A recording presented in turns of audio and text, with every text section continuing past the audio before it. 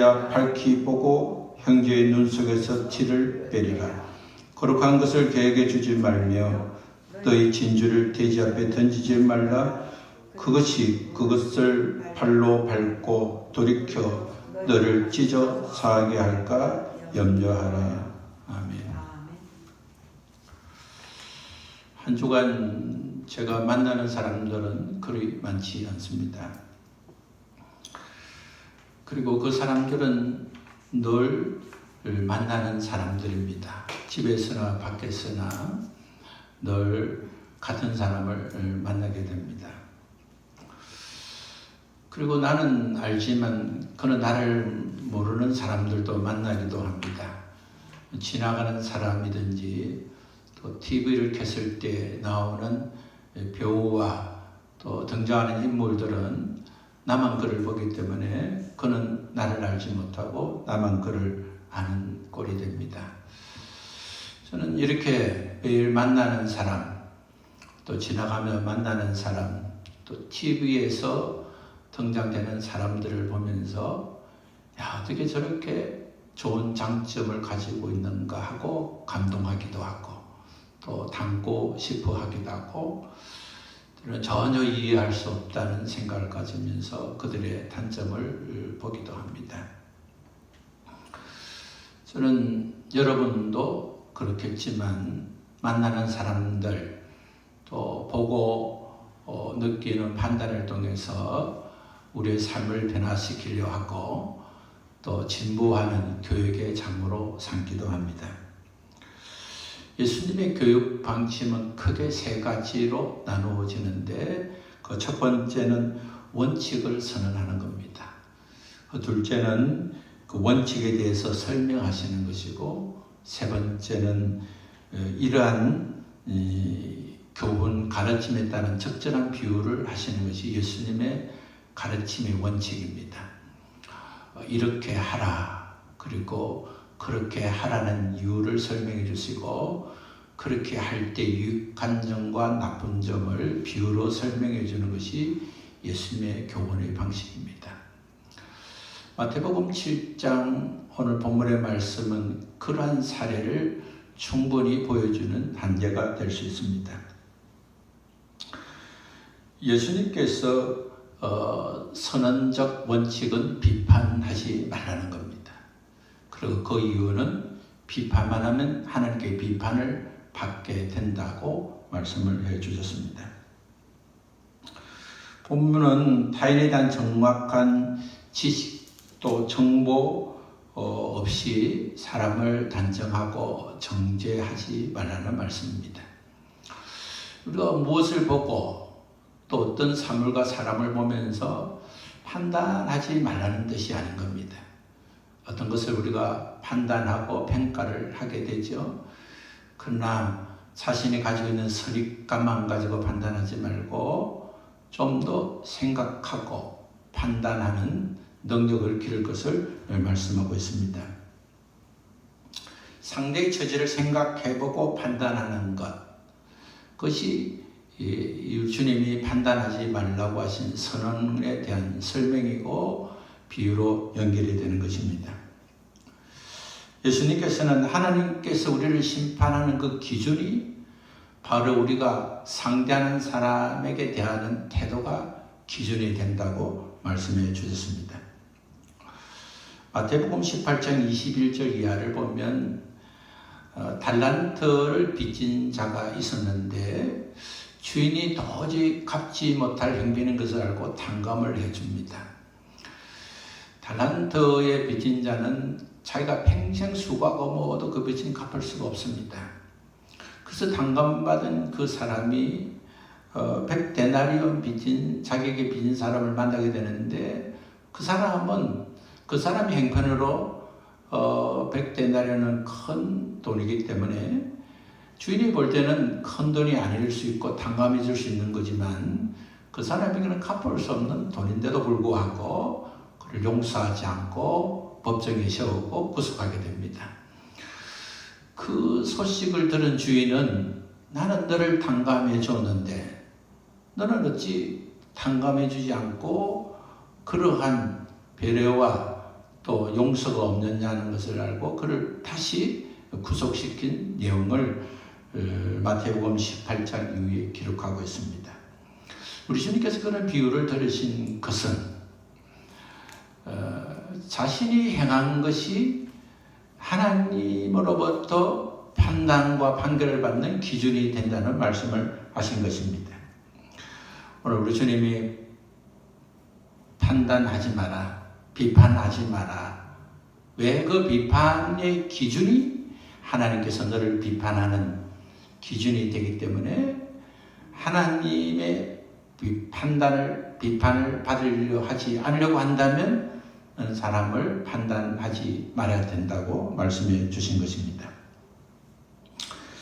예수님께서는 간용함과 너그러움이 참 많았습니다. 예수님은 십자가에서 자기를 죽이려 하는 못 박은 자들까지도 용서하셨고 그를 사랑하시고 베풀어 주었습니다.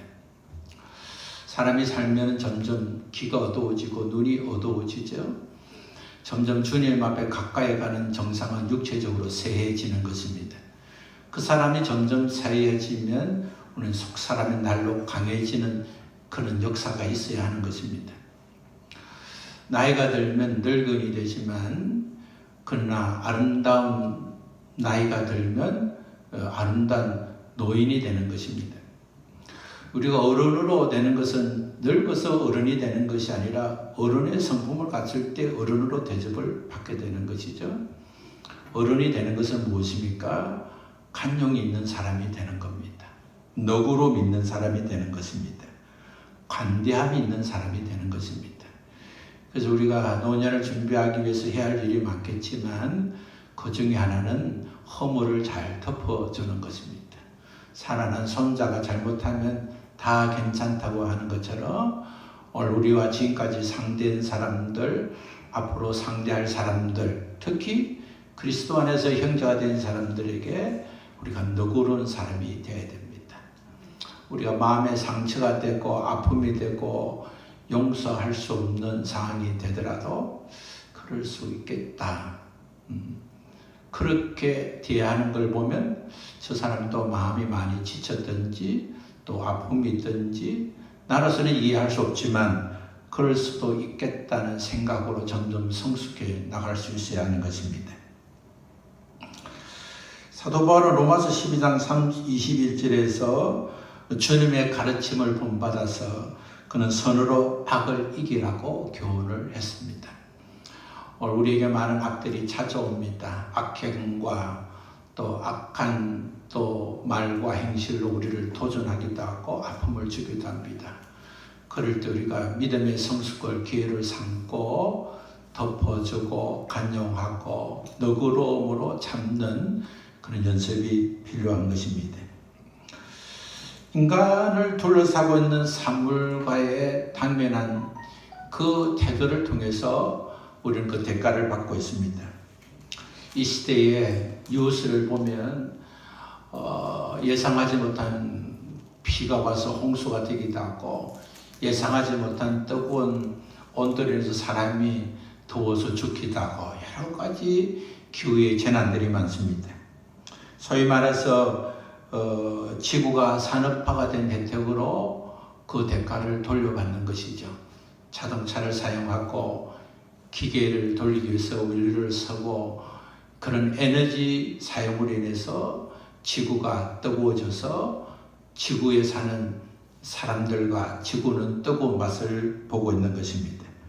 기온이 급상승하고 예상하지 못한 비와 뜨거운 더위와 추운 추위를 만나서 그렇게 고통받는 것은 준대로 되돌림을 받고 있는 증거인 것입니다. 사람이 자연에 대해서 어떤 악행을 하게 되면 자연은 반드시 그것을 기준이 되어서 사람에게 되돌려 준다는 것입니다. 그것이 바로 하나님이 정하신 법칙인 것입니다. 우리가 살면서 사람을 평가하고 할 수가 있습니다. 그러나 우리가 비판하는 그 기준점에 따라서 우리가 비판하는 목적에 따라서 우리가 비판하는 가정에 따라서 그것이 기준이 되어서 하나님께 비판을 받기 때문에 비판을 하려거든 하나님 원하시는 기준에 맞도록 하나님 우리를 비판하시는 기준점이 좋은 기준점이 되도록 기준점을 바꿔야 하는 것입니다. 하나님 주신 이러한 원리를 적용하려면 우리는 위대한 양보, 위대한 자기 헌신이 있어야 되는 것입니다. 이번 주간에는 저와 여러분이 하나님 원하시는 삶을 살기 위해서는 나는 위대한 양보를 하면서 살아야 되겠다. 그 위대한 양보는 위대한 헌신인 것입니다. 헌신은 내 몸을 상대에게 주는 것입니다.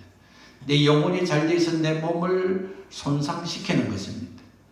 하나님이 나에게 주신 기회, 마지막 주님을 만나는 그날을 향해서 가는 우리의 걸음이 헛되지 않도록 하나님이 주신 기회를 기회로 살 수 있도록 우리는 아름다운 헌신, 위대한 양보, 위대한 자기 헌신을 결심해야 하는 것입니다.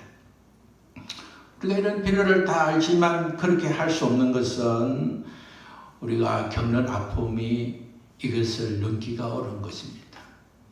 필요는 오해를 받고 필요는 억울함을 당하고 또 감당할 수 없는 아픔과 상처가 있기 때문에 이것을 뛰어넘고 헌신하고 용납하고 양보하기가 어렵기 때문에 그렇습니다.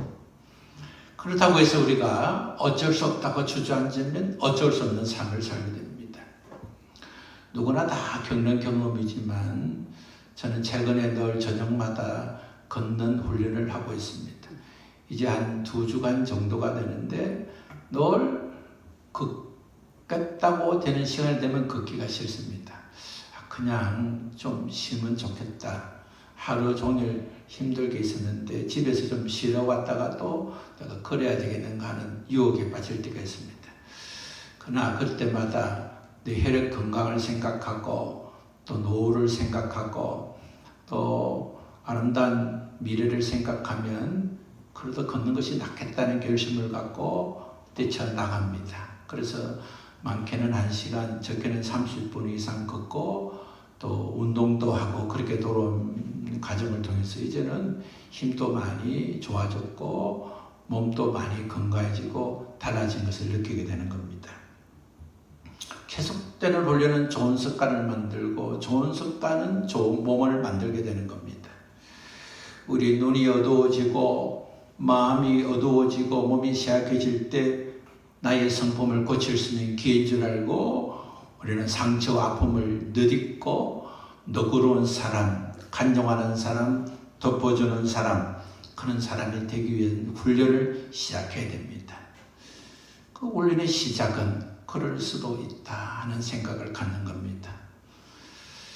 그렇게 아픈 말을 하다 보는 것은 그렇게 기대 이상이 아닌 기대 이하의 생활로 나를 대적하는 보면 그만큼 자기는 넘지 못할 환경에 삶이 있었다는 것을 인정하고 받을 수 있는 마음의 태도를 가지는 것입니다. 예수님께서 십자가에서 못 박은 자들을 위해서 예수님은 그들을 비난하지도 그들을 저주하지도 않았습니다. 오히려 고통 가운데 알지 못했던 행동을 보면서 하나님께 기도를 했습니다.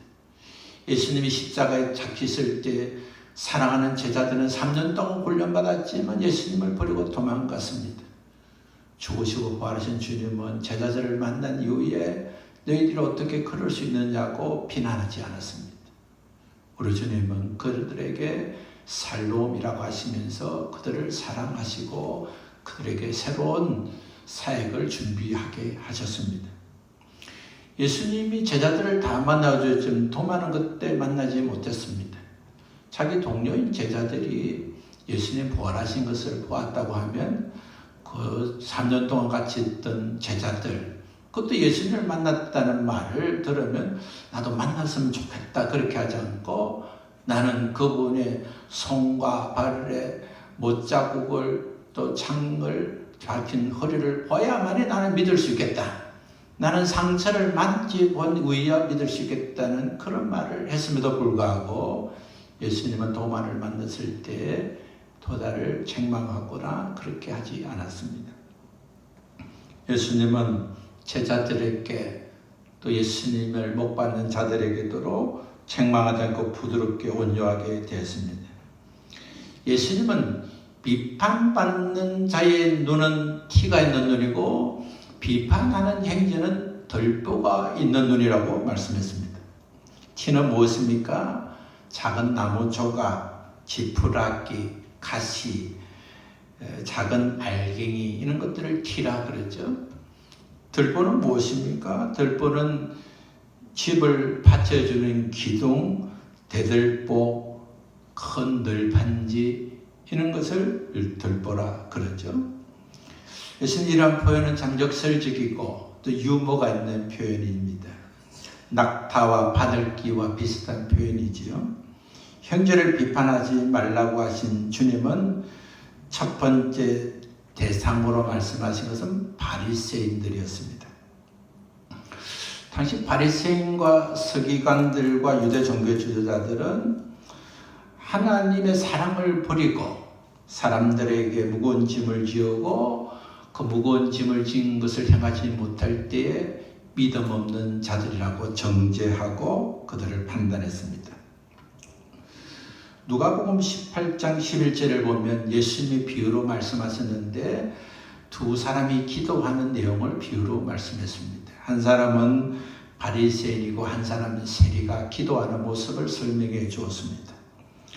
바리새인은 서서 기도하기를 하나님이여 나는 다른 사람들 곧 토색, 불의, 가늠하는 자들과 같이 아니함을 감사합니다.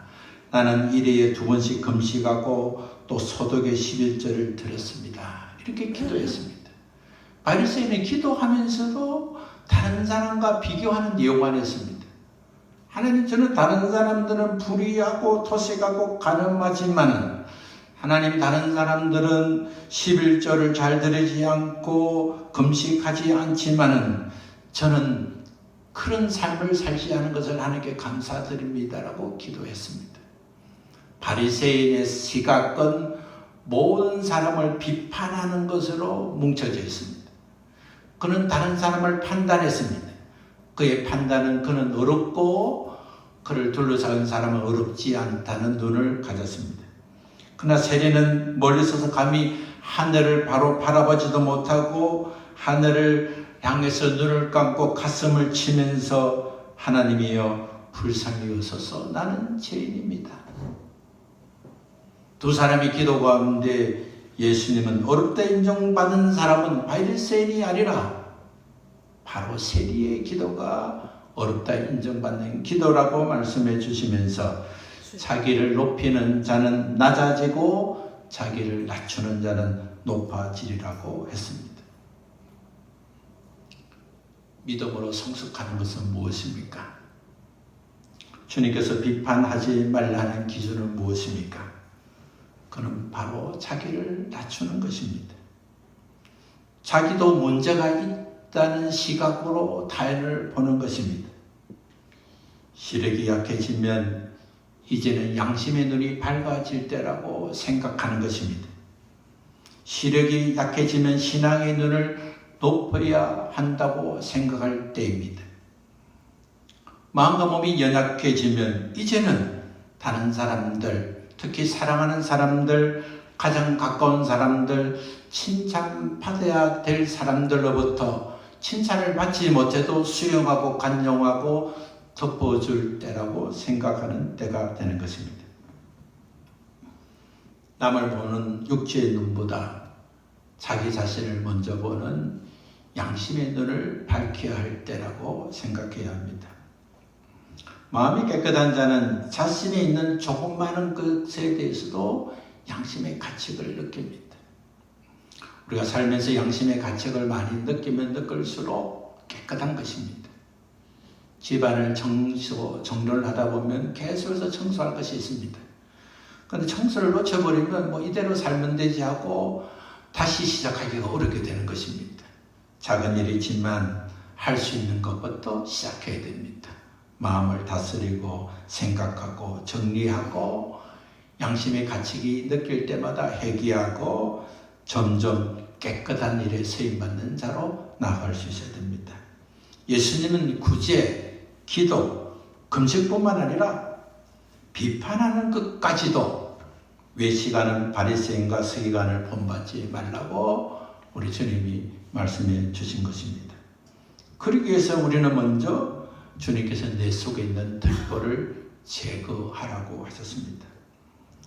먼저 자신의 죄를 깨닫고 회개하는 사람이 되라는 것입니다. 남을 판단하기 전에 자신의 죄를 깨닫고 회개하는 것이 필수이고 그것이 바른 순서로 삼아야 한다는 것입니다. 왜냐하면 들보가 있으면 정상적인 눈이 아니기 때문에 상대의 일들을 정확하게 판단할 수 없다는 것입니다. 판단의 능력을 높여서 상대를 판단하는 사람이 되라고 하신 것입니다. 깨끗한 양심을 가지고 그 사람을 판단하면 그 사람을 도와줄 수 있습니다. 그 사람에서 진정한 기도를 할 수 있습니다. 바리새인처럼 기도하지 않고 오히려 세리처럼 기도할 수가 있게 되는 것입니다. 그래서 우리 주님은 너 눈의 들보를 먼저 제거하고 상대의 티를 보라고 말씀해 주었습니다.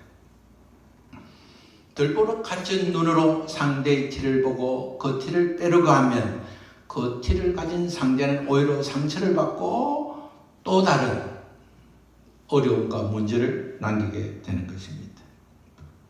오늘 주님은 형제에게 어떻게 대해야 할 것인가를 말씀하고 있습니다. 형제는 무엇입니까? 형제는 한 부모 아래 사는 자녀들의 관계입니다. 모든 그리스도인들, 특히 한 공동체에 있는 그리스도인들은 같은 하나님을 모시고 같은 하나님을 아버지로 섬기고 같은 하나님, 같은 아버지 밑에서 사랑받고 사는 관계입니다. 그때 우리는 가정에서, 교회에서 비판하지 말고 도와주려는 마음을 가져야 됩니다. 이해하기 어렵고 또 수용하기 어려운 상황이 되더라도 이해하려고 덮어주려는 마음을 가져야 됩니다. 예수 믿는 것은 무엇입니까? 예수 믿는 것은 주인을 변경한 것입니다. 예수 믿기 전에는 내가 주인이었지만 예수 믿음으로 예수님 나의 주인으로 고백하고 모신 것입니다. 예수 믿기 전에는 내 마음대로 내 때로 살고 살았지만 그러나 예수 믿는다는 것은 그렇게 산 것을 회개하고 이제 예수님을 나의 주인, 나의 하나님을 모시고 사는 것입니다. 나의 주인 되신 예수님께서 나에게 주시는 축복, 또 나에게 주신 책망의 기준은 무엇입니까? 그것은 바로 비판의 기준을 다르게 삼는 것입니다. 인생의 삶의 기준을 다르게 사는 것입니다. 내가 재판장이 되는 것이 아니라 우리 하나님이 재판장인 것을 고백하고 상대의 허물과 나에게 준 아픔을 준 상대를 위해서 주님께 기도하고 주님이 도와주시기를 구하고 그를 사랑하려고 하는 마음을 가지면 하나님께서 그런 기준으로 우리를 너그럽게 대하시고 사랑으로 대하시고 우리에게 힘과 능력을 공급해 주시는 것입니다. 어려운 시대, 마지막 시대, 종말의 시대가 가까우면 히브리서 10장 24절의 말씀처럼 서로 돌아보지 않고 사랑과 성령, 사랑과 선행과 격려가 사라지게 됩니다. 히브리서 10장 24절에는 모이기를 피하는 어떤 사람의 습관과 같이 하지 말고 오직 권하며 그날에 가까울수록 더욱 그리 하자고 권면하고 있습니다.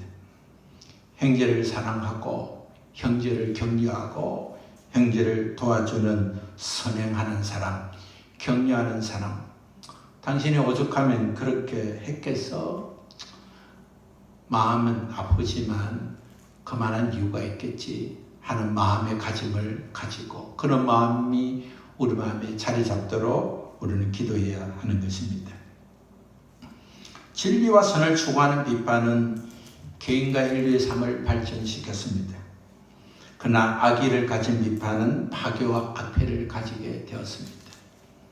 우리는 비판하는 기준을 우리는 발전하는 일에, 상대를 도와줄 수 있는 일에, 나의 잘못을 발견하는 일에 나는 그러한 악행과 악습을 하지 않는 일에 기준 삼기 위한 비판으로 삼아야 하는 것입니다. 건강한 비판은 나와 타인의 삶을 올바르게 갈 수 있는 발판이 될 수 있습니다. 그러나 건강하지 않는 비판은 나와 상대를 더 힘들고 어려운 낭떠러지로 빠지게 하게 되는 것입니다. 예수님께서 비판하지 말라고 하신 말씀은 타인적인 것과 사물에 대해서 재판관처럼 판결하지 말라는 것입니다. 우리는 어떤 일에 대해서 판결할 그런 권한을 가지고 있지 않습니다.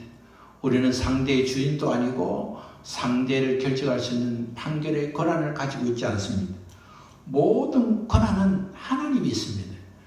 때문에 우리가 이해할 수 없고 수용할 수 없고 상대 때문에 아픔이 하고 어려움이 생기면 하나님 그 일로 내가 너무 힘듭니다. 아픕니다. 하나님 저에게 너그러운 마음을 주시고 더 볼 수 있는 마음을 주시고 그도 그렇게 하기를 원하든지 원하지 않든지 간에 그렇게 하는 아픔의 표현들과 행실들을 주님께서 고쳐달라고 기도하는 마음을 가져야 하는 것입니다. 우리도 모르게 우리는 가지고 있는 선입관이 있습니다. 편견이 있습니다. 우리는 우리 안에 있는 들보로 인해서 우리가 이해하고 있는 기준점이 있습니다. 우리가 가지고 있는 기준점, 오해, 편견, 지금까지 살고 있는 가치관은 정확한 판단을 할 수 없는 오류를 남길 수가 있습니다. 그렇기 때문에 우리는 어떤 문제가 생길 때에 판단을 잠시 미루어야 하는 것입니다. 바로 판단하기보다는 우리는 오해와 앙금과 우리는 나쁜 가정과 선입감이기 때문에 이것이 깔아앉은 다음에 판단하는 것이 옳다고 생각해야 하는 것입니다. 안경에 많은 이물질을 끼우면 정확하게 사물을 볼 수 없듯이 우리 마음이 여러 가지 혼잡하고 감정이 치밀할 때 우리는 정확한 판단을 할 수가 없습니다. 그러는 비판날이 생길 때는 잠시 힘을 가지고 내 감정이 껴안고 선입감이 정돈이 된 이후에 비판하는 훈련은 우리 신앙에 유익이 되고 도움이 될 수 있습니다. 평소에 우리는 주님처럼 상대를 볼 때 단점보다 장점을 보는 훈련을 하는 것이 필요합니다. 우리 주님은 나다니엘을 보면서 그 심정 속에 순수한 인간성을 보셨습니다. 베드로를 보시면서 베드로의 단점과 약점이 많았지만 우리 주님은 반석 같은 어지력을 보셨습니다. 우리 주님은 상대의 좋은 점을 보셨고 상대의 좋은 점을 높이셨고 상대의 좋은 점을 통해서 사역하도록 격려해 주시고 기회를 주셨습니다. 우리가 가장 미워할 수밖에 없는 상대를 생각할 때 어떻게 하면 그를 격려할 수 있을까? 어떻게 하면 그를 덮어줄 수 있는 넓은 마음을 가질 수 있을까?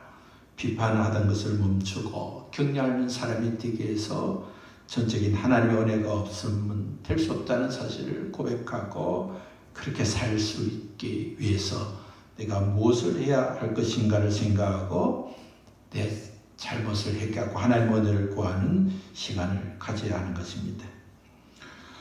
오늘 6절의 말씀은 주님은 거룩한 것을 개에게 주지 말며 진주를 돼지에게 던져주지 말라고 하셨습니다.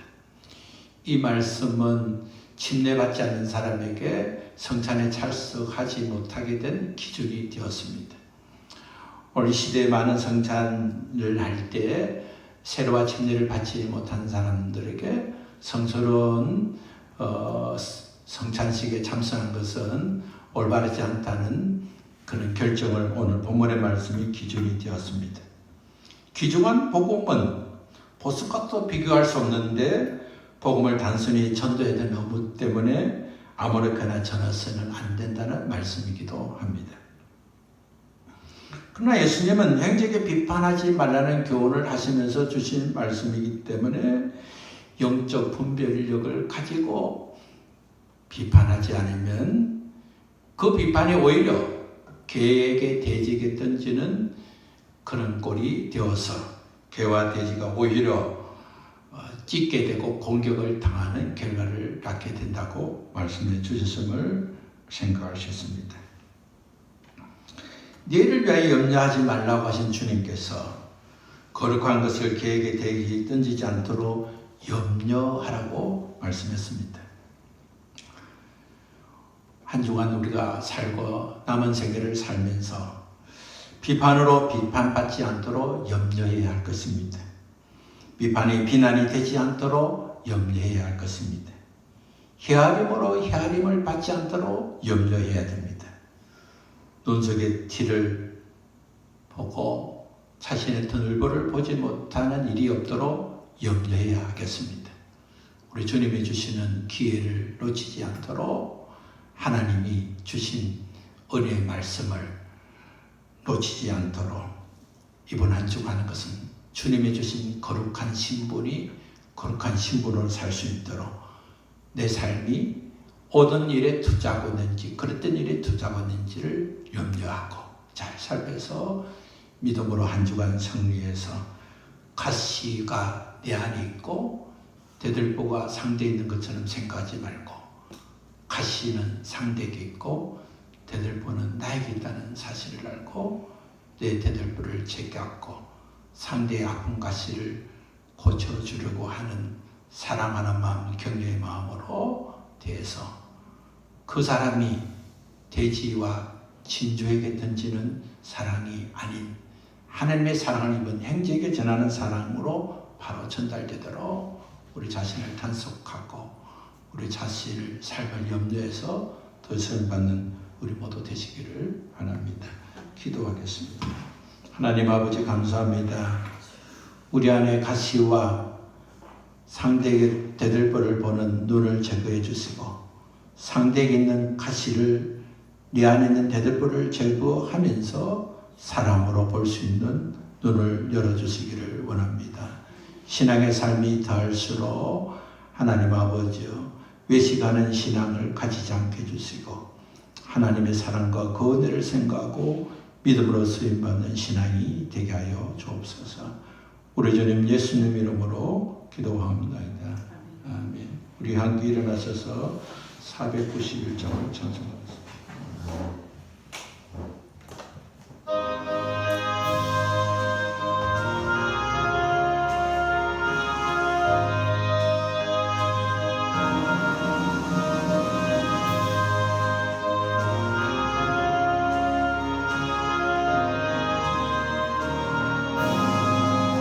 높은 곳을 향하여 날마다 나아갑니다. 내 뜻과 정성 모아서 날마다 기도합니다. 내 주여 내 맘 얻으사 그곳에 있게 하소서. 그곳은 빛과 사랑이 언제나 넘치옵니다. 괴로움과 죄가 있는 곳 나 위로 여기 살아도 빛나고 높은 저곳을 날마다 바라봅니다. 내 주여 내 맘을 드사 그곳에 있게 하소서. 그곳은 빛과 사랑이 언제나 넘치옵니다. 부심의 안개 거치고 근심의 구름 없는 곳 기쁘고 참된 평화가 그 기반이 사옵니다.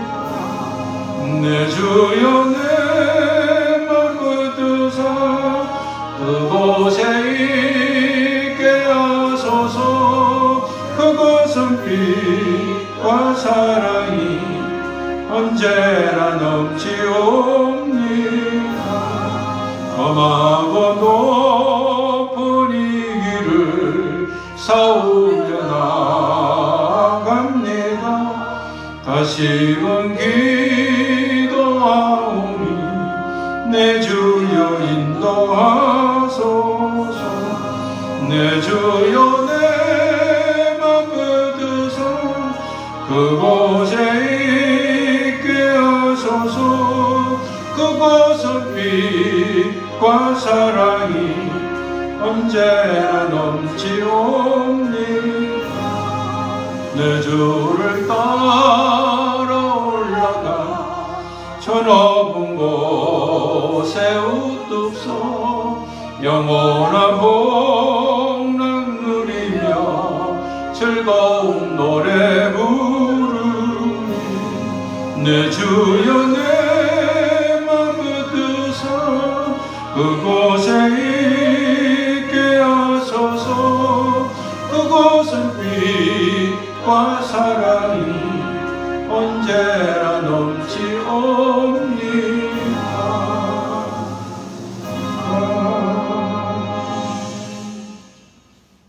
이제는 우리 주님 예수 그리스도의 은혜와 그 은혜를 허락하신 하나님 아버지의 크신 사랑과 그 은혜대로 살도록 인도하시는 성령님의 교통하심이 오늘 주신 말씀을 듣고 내 안에 있는 들보를 제하고 상대의 티를 보면서 그들의 사랑의 눈으로 격려하고 도와주는 기준으로 삼아서 그렇게 될 수 없는 내 자신의 인약을 주님께 드리며 날마다 신앙의 양심을 깨끗게 하고 주님의 나라보를 구하고 세상에 발을 딛지만 세상이 기준이 아니라 저 높은 하나님의 나라 주님의 임재하시고 도우시고 함께 하시는 그곳에 마음을 두고 하나님 주신 기회를 놓치지 않고 믿음으로 선하게 살아서 선한 삶을 하나님께 영광 올리기를 다짐하는